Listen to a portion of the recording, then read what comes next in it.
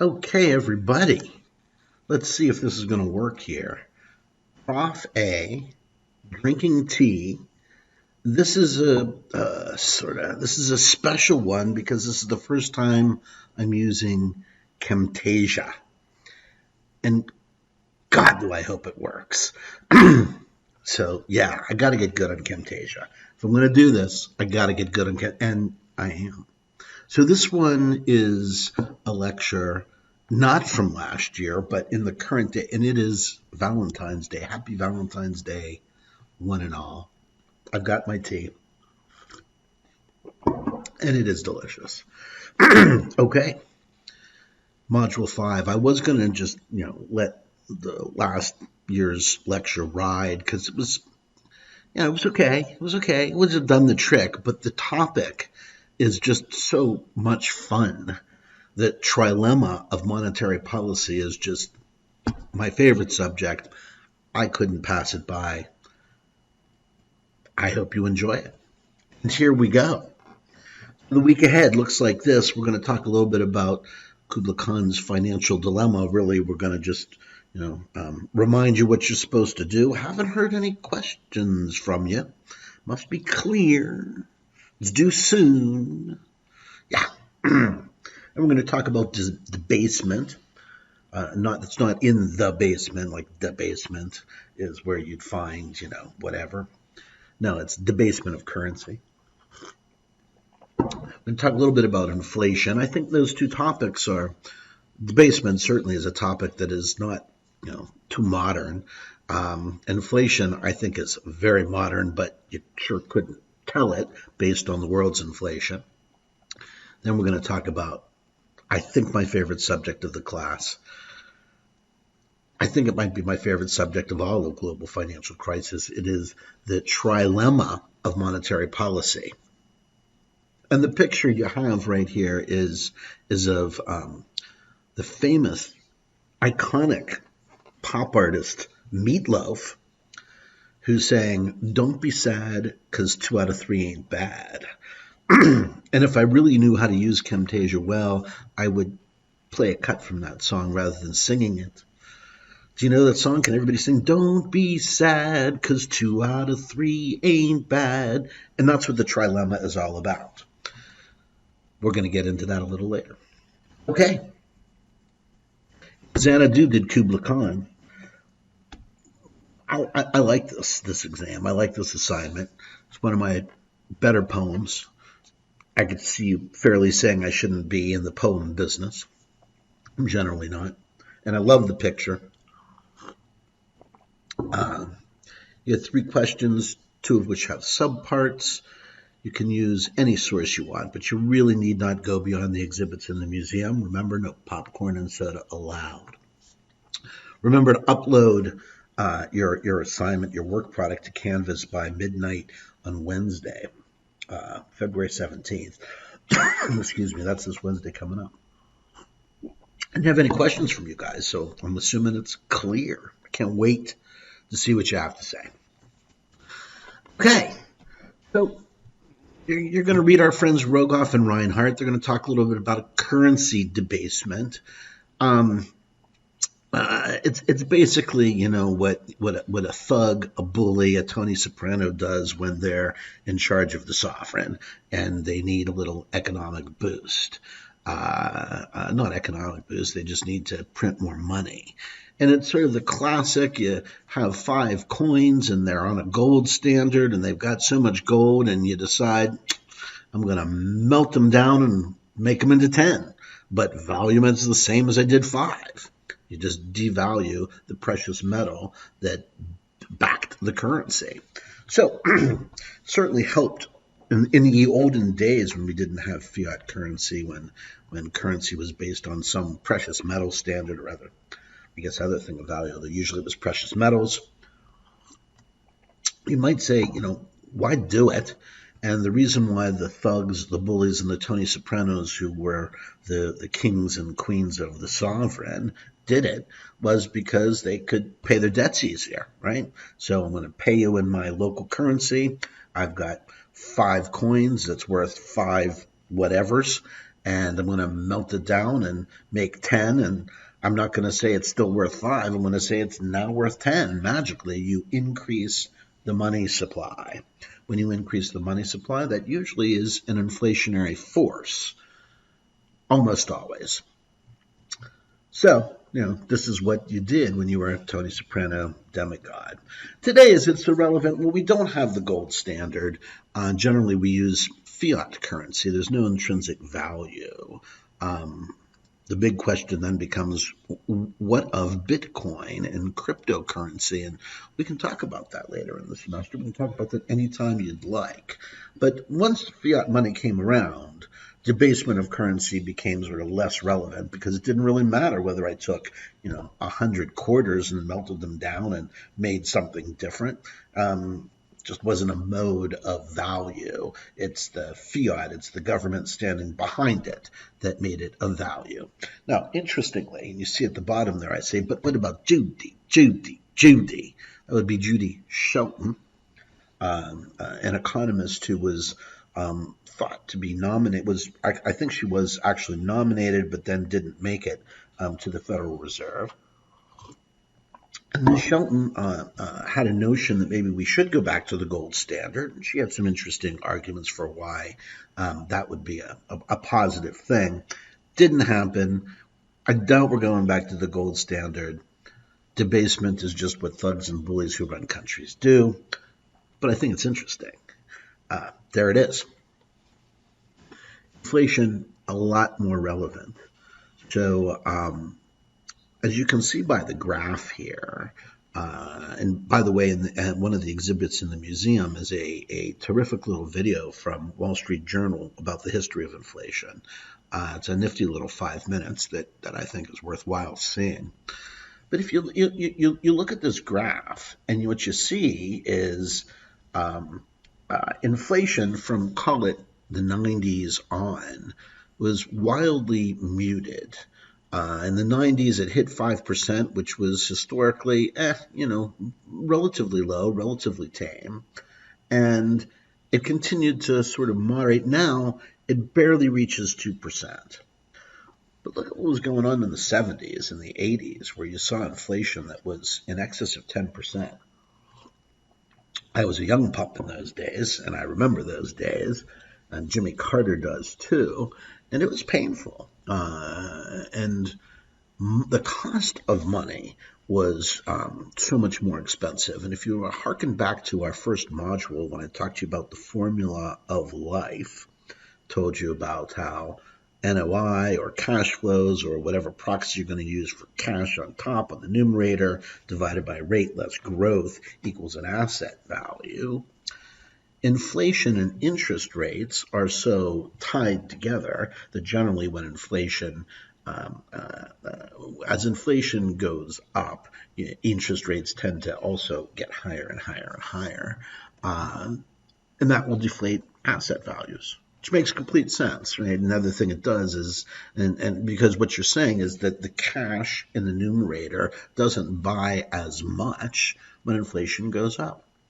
So we've been living in a period where many of you might not even remember what inflation looks, tastes, and smells like. We may very well, going forward, be in an era of inflation. We'll see. And here's sort of the touch points, some correlations. I say maybe because I'm not sure they're holding so well right now, at least some of them. Certainly when the money supply rises, when you print more money, inflation is supposed to rise. Clear as can be. As your currency strengthens, inflation is also supposed to rise. Now that'll be relevant for our trilemma. And the most significant and obvious issue right now, when interest rates fall, demand should rise, inflation is supposed to rise. But interest rates have been held at historically wildly low rates. In fact, we learned last week about government financial repression, basically holding down those interest rates. One of the benefits to that is that the government will pay less in interest cost when the interest rates are low and you're paying in your currency, right? Yeah, but no inflation. We can't even get to the target 2%, which what our friend Chairman Jerome Powell wants. And by the way, Treasury Secretary Janet Yellen, who I think is fantastic, she wants 2% too, and we can't even get there on inflation. Inflation is a crazy thing right now. And that's not true globally. There's some places where inflation is on the rise, emerging markets in particular. The story of global inflation in the developed world is certainly one of there is none. We'll see what happens as 2021 continues on. Okay, but here's some extra credit for you. You can go into the museum and see and put your response in, or email me is probably the best way to do it.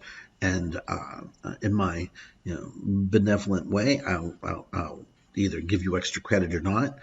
Here's the question. What invention was the most important technological advancement to the cause of inflation?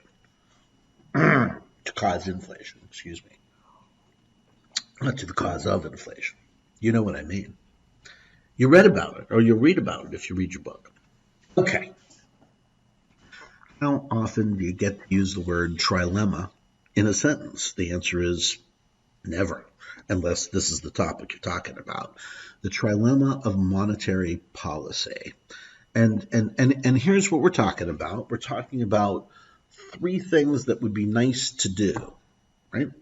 If you're a sovereign, you'd love to have free-flowing capital because you want your citizenry to be able to invest anywhere in the world, and you want the world's investors to bring their capital into your country.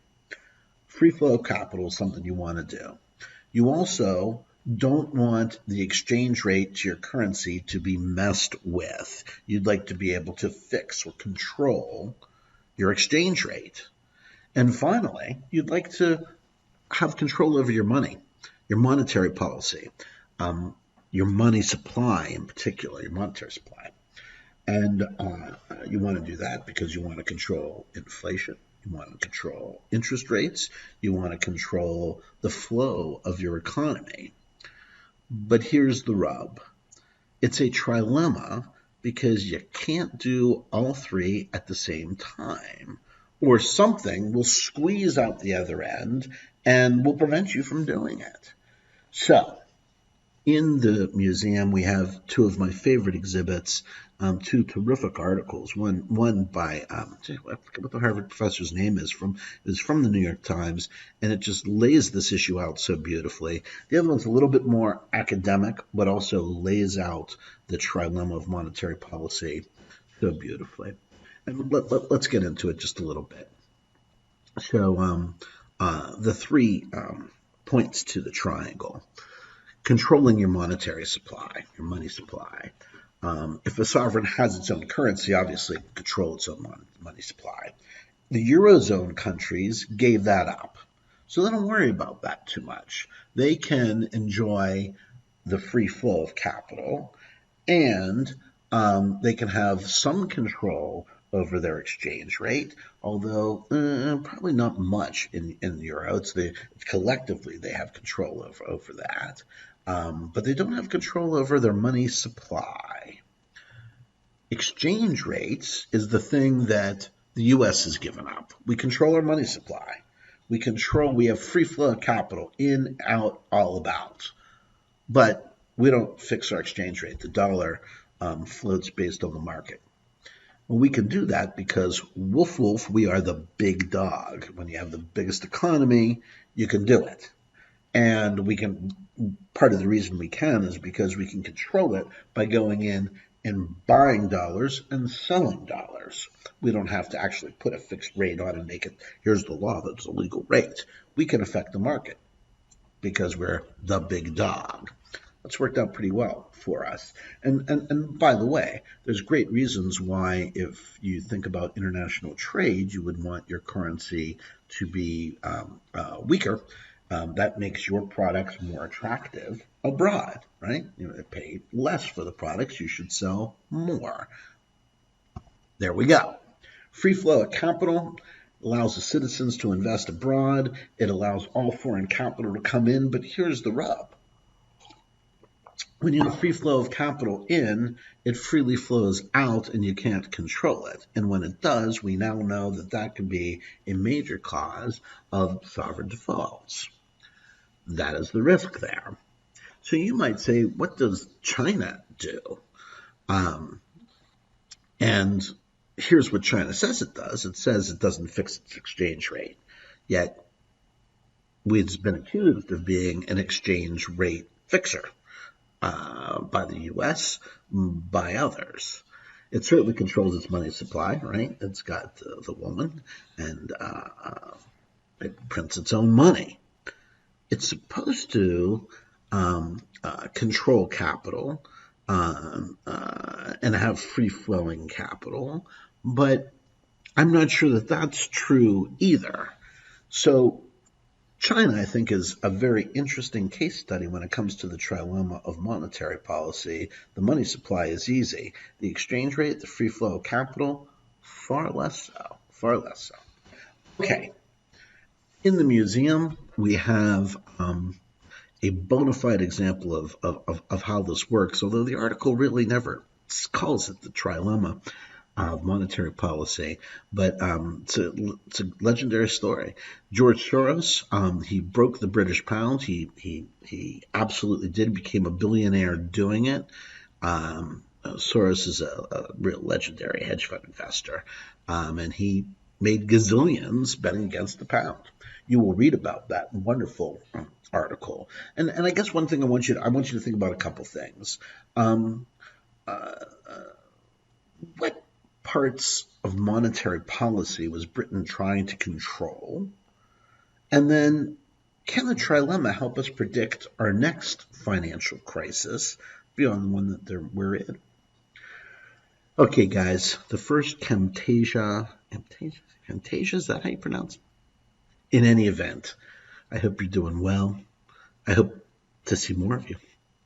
Let me hear your questions about Kubla Khan, and we'll be talking next week. All right, everybody. Let's see here. Now I'm going to have to figure out how to turn it off. Okay, I think I got it. Take care, everybody. Bye-bye.